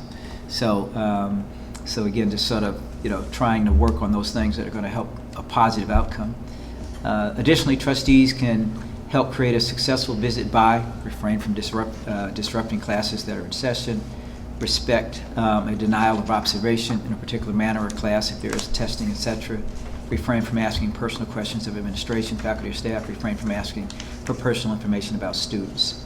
So it's really just sort of a protocol on how board members should handle themselves when they're either at school events or either in the classrooms. I wonder if we should add one more bullet, which is at the subsequent board meeting, that trustee would spend 5 minutes just sharing what they observed and things like that. So folks can talk about the teachers they saw and what that experience was like. And, Yeah, I think it's a good or idea. the event or whatever it may be. I think maybe just 5 minutes. Highlighting it. Yeah, I like it because then it's sort of a, sharing gets us all on the same page. So yeah, Great idea. yeah, good idea. Okay. Ev, can you, I know I've missed the last couple of governance meetings where this was discussed, can you explain what expressing the objectives of the visit would be? Because to me, it seems like most board members would come in and say, oh, I just want to see what's going on. And I'm not sure that is helpful as an objective. Was there any more precision around what an objective could be? Well, and Or is others it really feel free, we had a little bit of discussion on this one, because what was added to that was actually expressing objectives, of the visit. I was thinking of something else here. But we, again, wanted to create this positive atmosphere. There could be situations where there was a board member who maybe was interested in a certain, let's say if it was math, Tom's area, okay? And so part of expressing the objective of the visit might be, as a board member, I'm really interested in X, Y, and Z that's happening in our math curriculum, potentially. Okay. So would that be, okay, so that's when they contact the principal. They tell the principal, I would like to see a math class at the, middle school level or something like that, as opposed to just, I would like to come in and the principal will assign where you go, kind of. Okay. Okay. But it doesn't have to be that. It could be just. It could also be just. Yeah, just want to Got see it. how the class is run. Yep. Okay. Just to learn. Yeah. So it's both. Okay. I think the important thing is just not to walk into the room. Right, there's no just silently walking and in. Not say Right. anything. Yeah. Right. You're signing in. And I like the fact that you're saying, okay, the principal is always informed, so you cannot just, board members don't just show up and walk in the Right. classroom. Exactly. And that gives the principal time to tell, teachers or arrange with whoever, so that people know. Well, then maybe we should change the should to a must.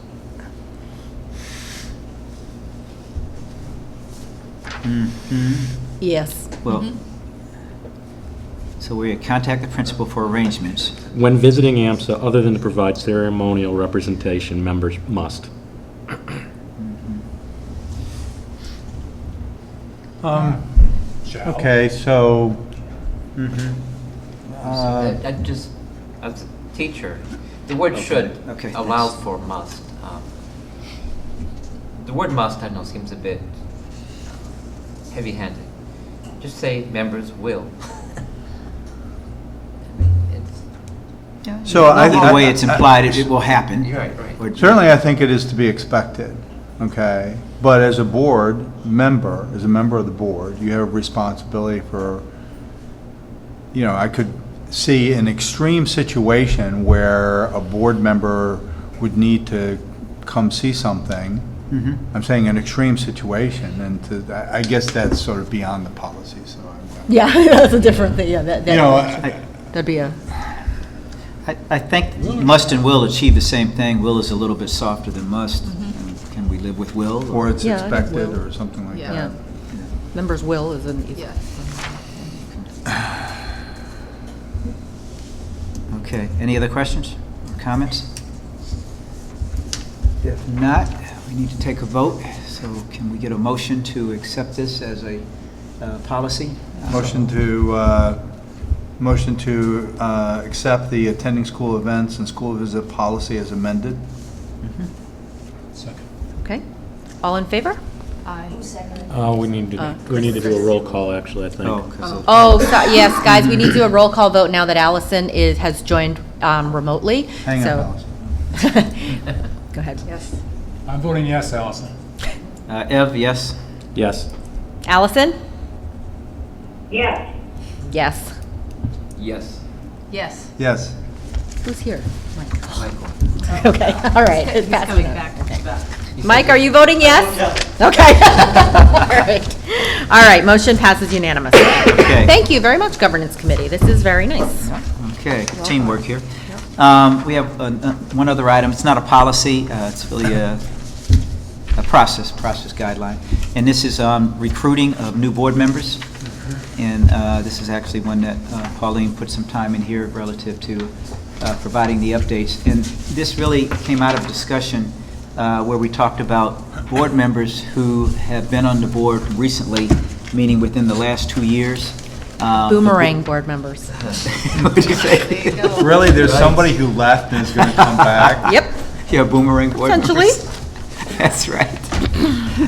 Maybe we should change the title, boomerang board members. So, But because they were recently on the board already knows them, so there's certain steps in the current process that potentially don't make sense to do, such as going through the interview process in some situations. So what you see here are a couple of edits, which are in purple. The first one actually in stage 2, which is also stage 2, step 2, is where previously the Corey background check was in stage 3. In our governance meeting, we felt that that would be better served in stage 2 upon the initial background check, because you don't want to have the person go too far down the line, and now you've done a Corey check, and you find out that, you know, there's something you wish you had it done in that early background stage up Is in there a stage legal 2. concern there? A legal concern? Yeah. What, why? Because in No. employment, Yeah, you do the Corey check last, yeah, after you determine you're gonna hire the person. yeah, but this is voluntary. Yeah, I guess that's the question. If there's a legal reason, then I don't think we there's a can't legal do it. If reason at there's all. not, Why? then it would benefit us to move it up. or if there's a moral reason that attached to the reason for the legal thing in employment is that I could have a Corey for various different things, and if I just get ruled out,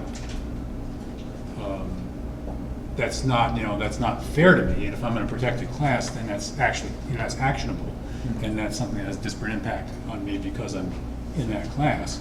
And I think that if someone who has, and I'm not having a hard time thinking of an example, but that someone who has had anything happen to them that results in a positive Corey, that means we don't want them on this board?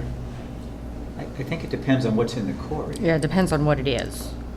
I think what happens Yeah, is okay. at this point, because again, I wasn't at this meeting when you guys changed this, but I know the original discussions were that's why I think the query ended up at the very end. We've actually had some discussions on whether board members need queries at all, right? Because you're actually not interacting with students. But now we actually are saying we want them to interact with Well, we want students. to be in the right? classrooms now, so. So it is, but the other reason is that the third stage, they come in, they meet with the executive director, they tour around the school, they are there with students. So to move it up Yeah. Oh, I see. actually makes more sense now. More sense because there's You don't do engagement. Corey checks on guests coming to the school. Well, I guess that's true. But we do Corey checks on parent volunteers. Yes, Yes. all Yeah, but that's volunteers. with the expectation that they're going to be here and they'll possibly be with a student alone. No, it's not the alone part, just being with students. I think the number of people that are going to be screened out by the Corey check Is is low. asymptotically approaching 0. So whether it's in stage 2 or stage 3, I don't think it makes much difference. So I concur with Chris's concern. I was trying to figure out a way to voice that, and he jumped in and gave it a voice. I am a little bit concerned about it coming before the interview stage. Well, there are interviews already. I mean, that we have a recruiting task force with 4 people, so usually that means 3 people have interviewed already. Yeah, so there's the preliminary interviews Yeah, for there's- potential candidates, and then there's the next level of interviews in stage 3. Can I ask Dr. Lewis a question? When you look to hire a teacher, at what stage do you do the Corey background check? When they're still being interviewed, or only when you're sure you're going to give a job offer? I believe it's the It's the- yeah, last stage. It's the last possible stage. Yeah, employment is the Is last that, possible stage. is that correct? Yeah. But what about at stage 2?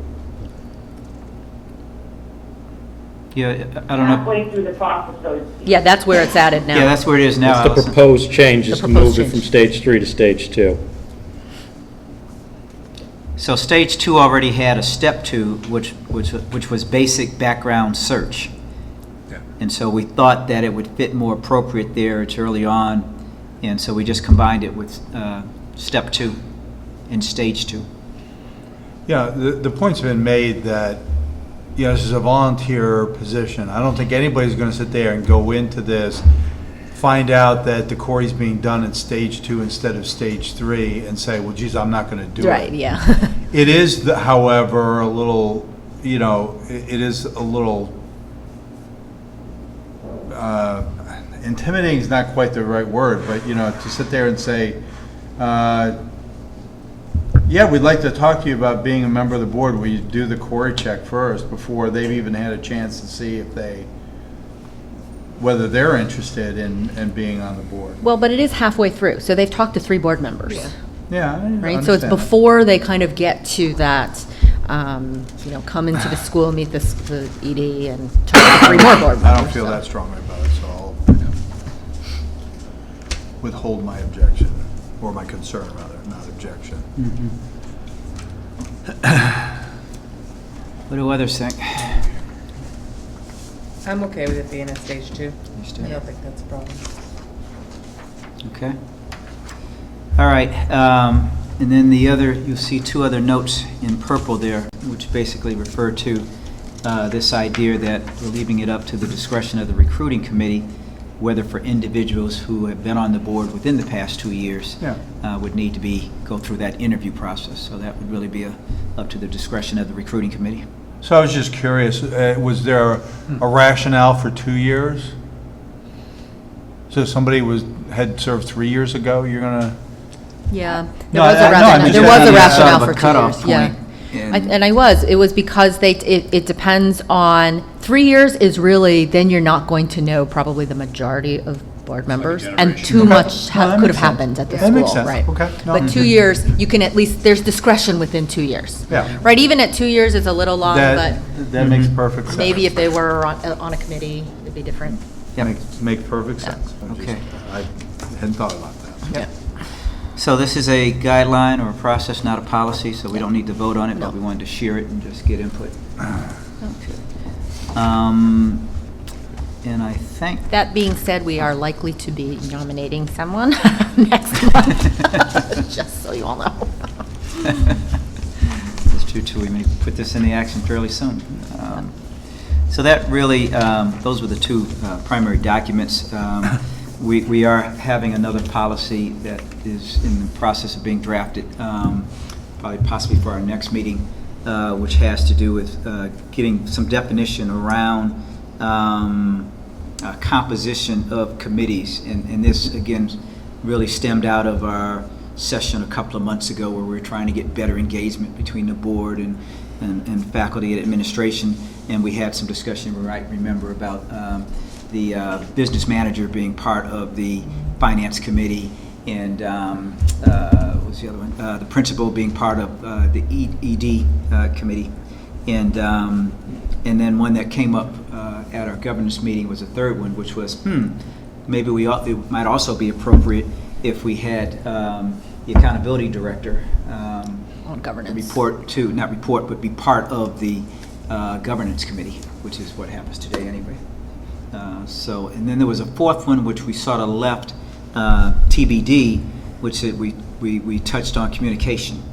And in particular, I have a new communications director, manager, I'm not sure the title. Mr. Finkel. We met, yeah, okay. Okay. He's taking your picture right Yeah, now. I'm not sure we've met yet, but. And we really didn't know if that was the appropriate person, but so that really we sort of left to the need to have a discussion with you, Dr. Lewis. But the thought was, should communication also be part of the Development? committee that we talk about? Development, I think, right? Development, yeah. yes, development.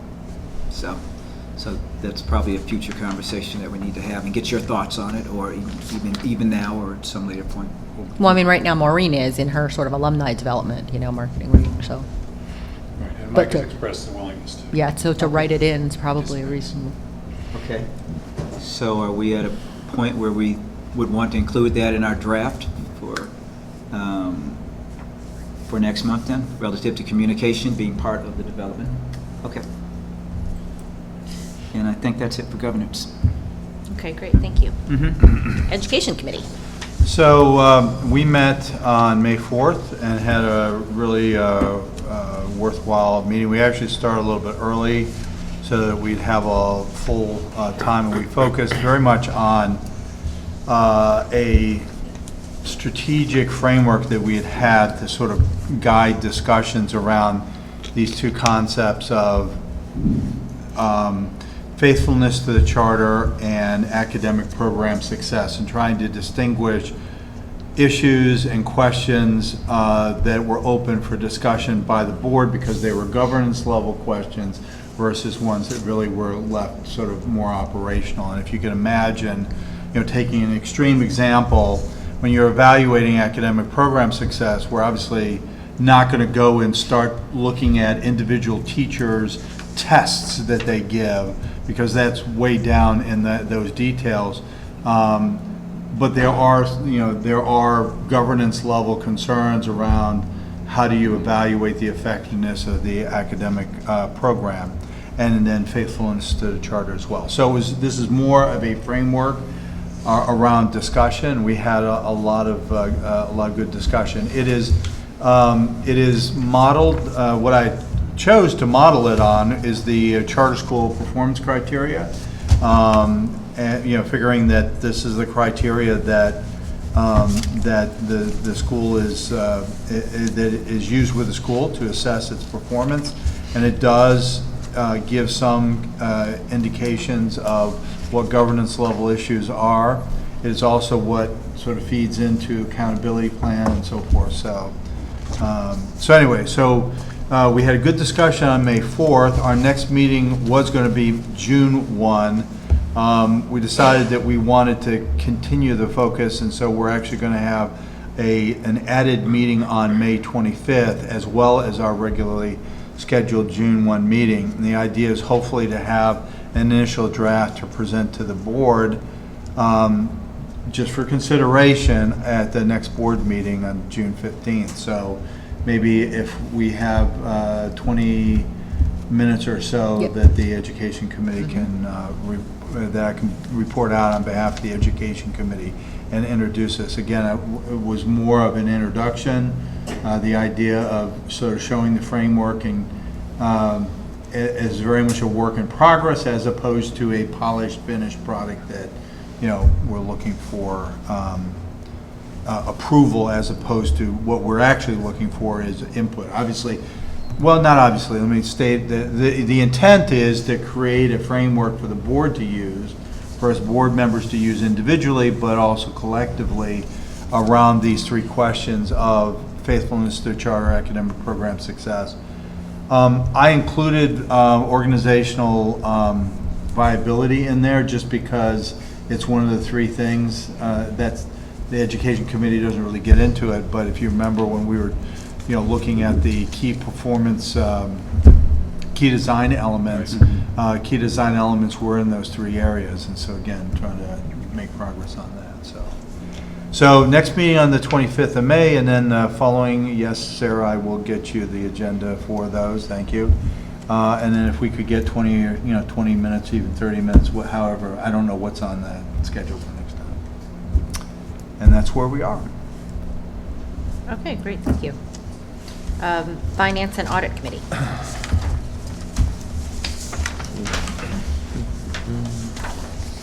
And this is in your packet as well. We did not present financial results last month because we were presenting the budget, so we're presenting combined March and April results at this point in time. On our tuition line item, we still continue to come in at about 104% of what we had budgeted. Grants and donations, I would just point out the annual giving campaign had just started at that point in time, and Chris will give a more updated number on what we've actually collected relative to the annual giving campaign.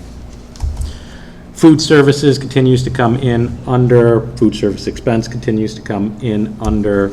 Student programs, pretty much right in line with what we were expecting.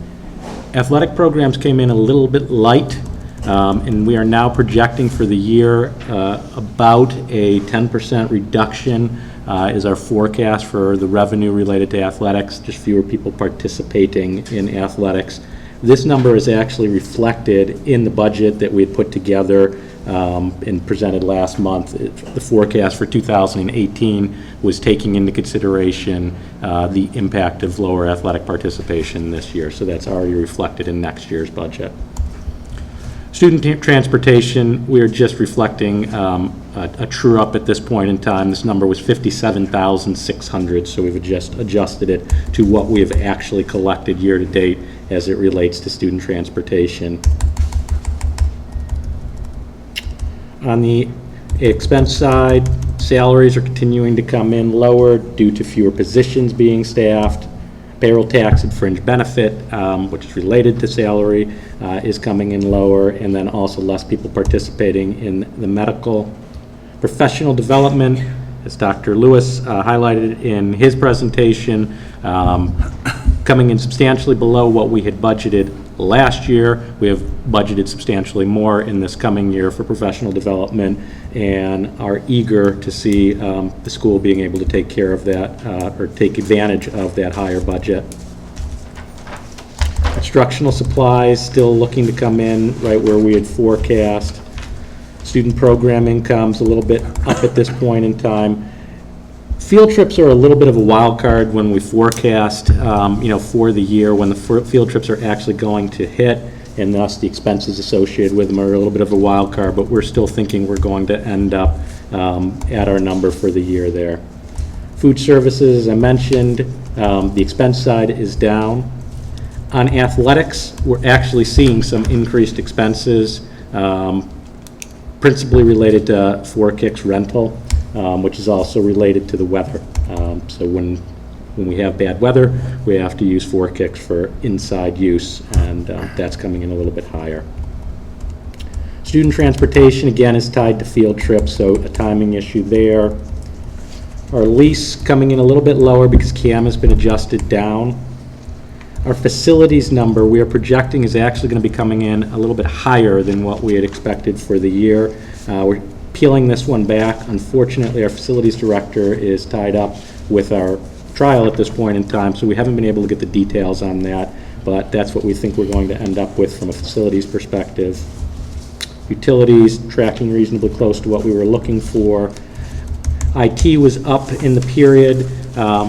One of our IT people has left, so now we've been utilizing a consultant that flows through this IT line item here, hence the higher number there.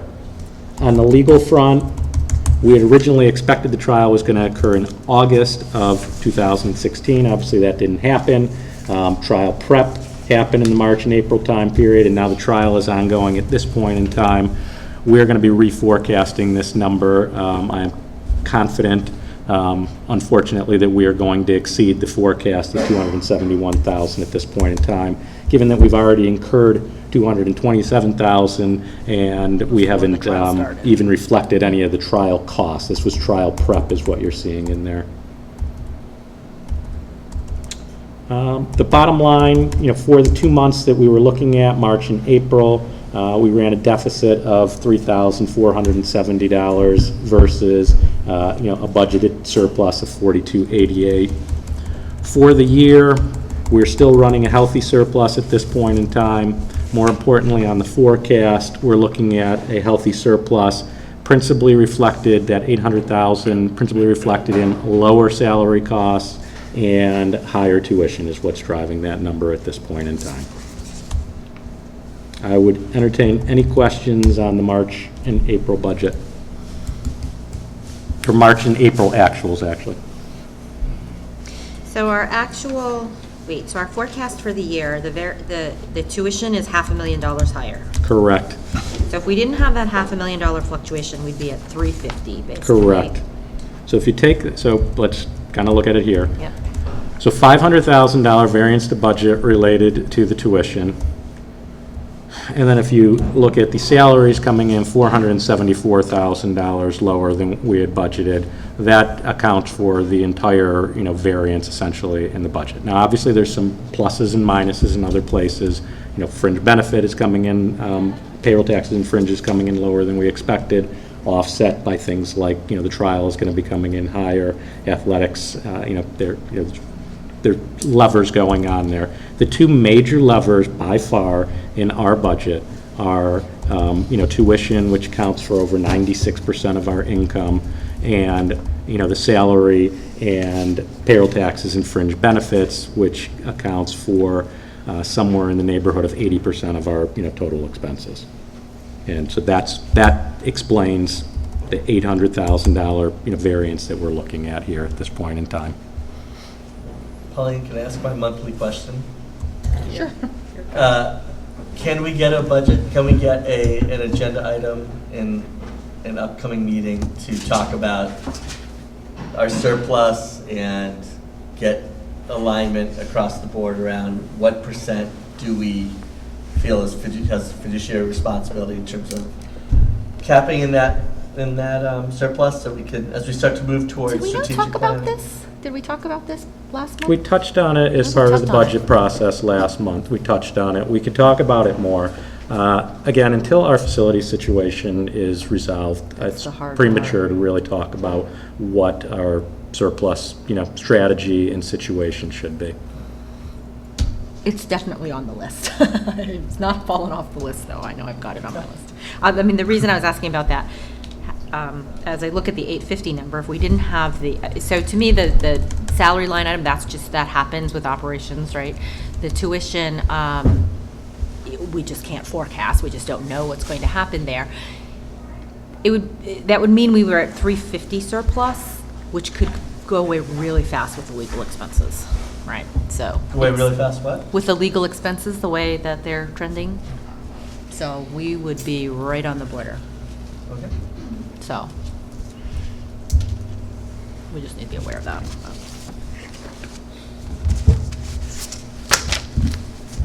Any other questions? Okay, great, thank you. Chris? So what I want to do is just kind of get solidify agreement on a question, and then I'm going to ask you for some money to pay for it.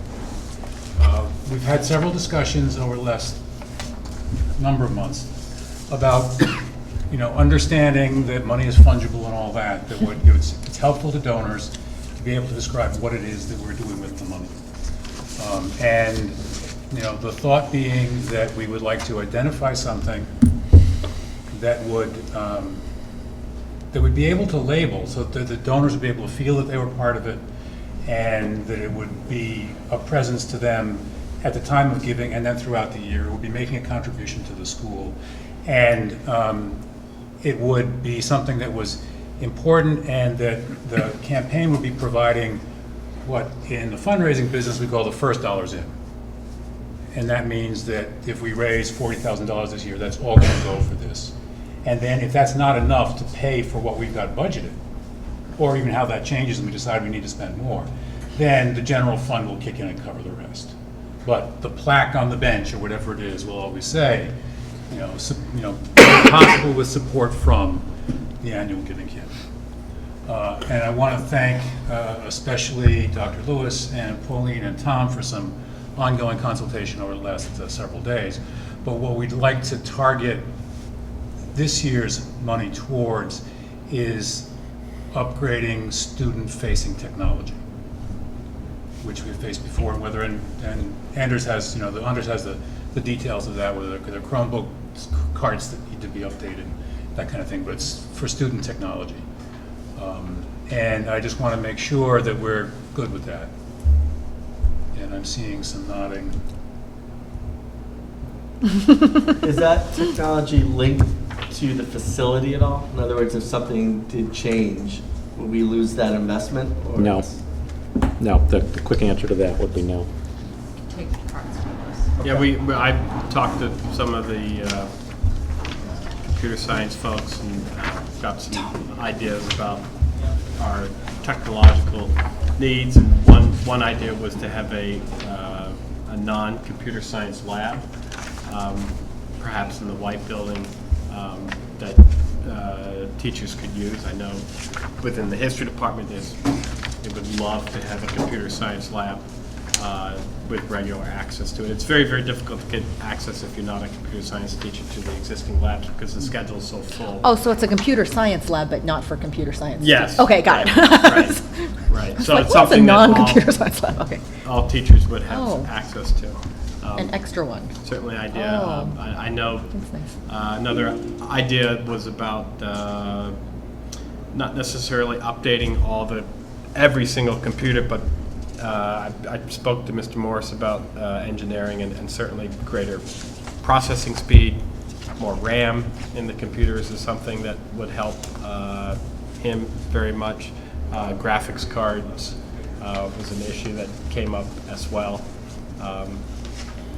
So those were a couple of ideas. And another idea that Miss Lindsay and I talked about today, and she was very helpful too in coming up with some of these ideas, was, and Pauline mentioned this as well, guest speakers and who we might bring in for guest speakers. That was separate from the computer question, but that was another idea that came up, to have some really fantastic guest speakers who would come and perhaps at our community meetings speak to the students. Yes. And I thought that was a helpful suggestion. I would recommend that Excuse me, this is just letting you know Rick's on the line. Okay, great, thank you, Rick. I would suggest we stick it with the technology because it kind of crystallizes around one identifiable set of activities and set of things, and it's not, and then this other thing here. So in terms of communication, it's a little bit easier. And that will be able to give us a nice mid-campaign boost as well. So it's interesting, this is the first time I get to solicit the board halfway through the campaign. So 2 of you, or 3 of us didn't wait to be asked, so thank you for those of you who couldn't resist the impulse to give. So, Chris, just so before we would go forward with that, I would just want to talk to, that was an idea that we came up with today. So I want to make sure that I talk to teachers, department chairs, and make sure it's feasible, that it would work. There's a very clear need. It was just an initial conversation that we had today, so I want to make sure that that is something. Okay, but I do think that there is tell me if I'm wrong, that there is enough need for specific things going on in student-facing technology. Oh, yes. Yeah, that bucket. Yeah, oh, Yeah. absolutely. Not That's not the computer specific- science Yes. specific, Yeah. but yeah. Yep. And I'm going to ask Mr. Finkel to help us come up with the magic words to describe. Yes, absolutely. Yeah. Student-facing technology, So- right, that's, Yes. and So not going to get you in trouble or put you in a box. So I'm very pleased to report, we're halfway through the campaign, and we've raised $15,000 from 100 donors online and a handful who gave by check. I don't know what that number is. From 100 people, halfway through. Last year, we ended with 138 donors and $18,000. So it's 15 at the halfway point now versus 18 when we finished last year. So things are going, I think, pretty well. Techniques have remained, as we have described, and in your packet, I gave you just the screenshot from the website and a copy of the 3 letters that have gone out so far. There's another parent testimonial due to go out in the next couple of days. Sorry.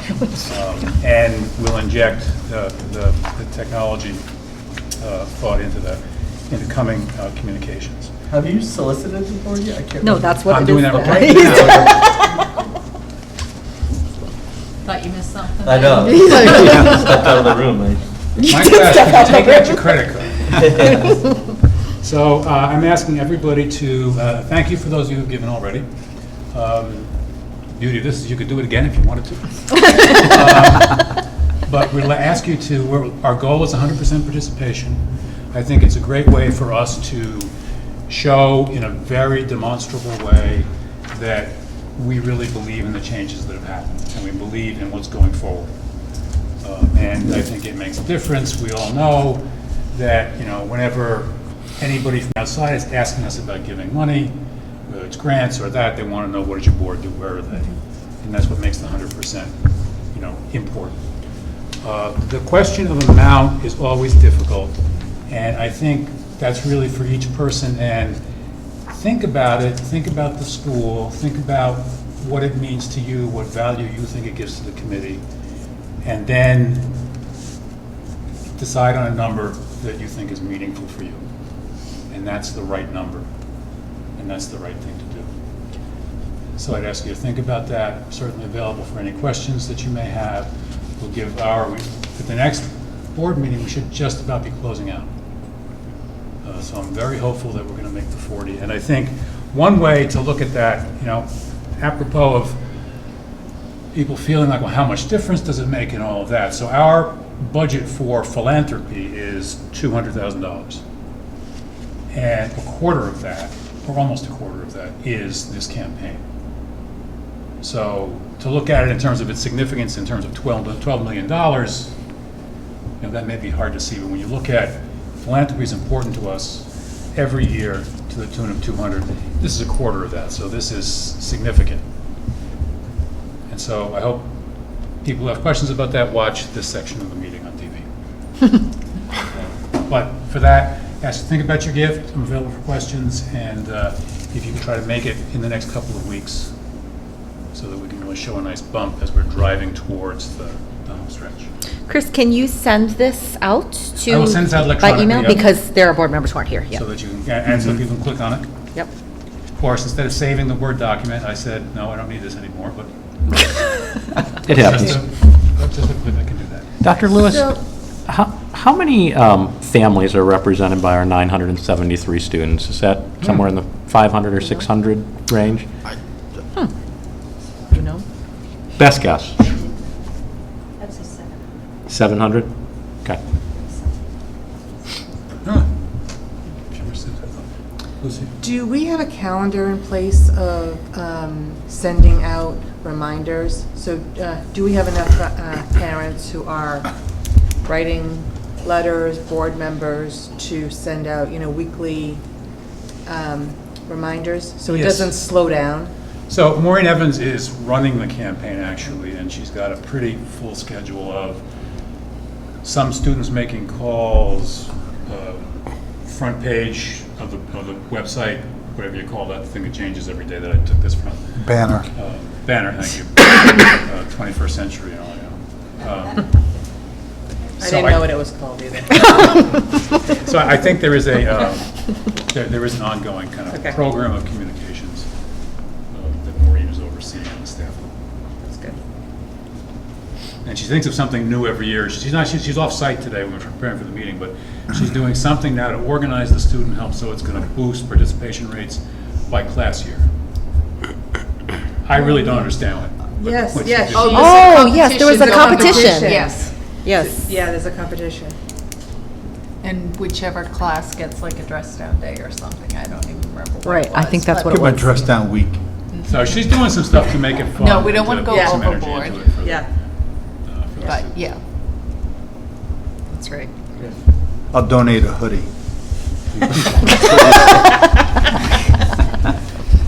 And some really wild shoelaces. Let's cause some trouble. Hey, look, an AMSA hoodie right now. Great, thank you very much. Thank you. Thanks, Chris. Thanks, Chris. That's encouraging. Okay, so that is it for our open session. We do have executive session gonna take, planned. Take agenda items for next. Okay, do we have agenda items? I know that we have the Education I Committee for. didn't know if anybody Yeah, else- is there any agenda items for next month in particular? Okay. So with that, I will entertain a motion for executive session to discuss pending litigation and strategies for negotiations with represented and non-represented personnel, and we would not be coming back into open session. Okay, Mike is making the motion, I second. and Liz seconds, and we have to do this by roll call vote, so Lucy? Yes, Lucy.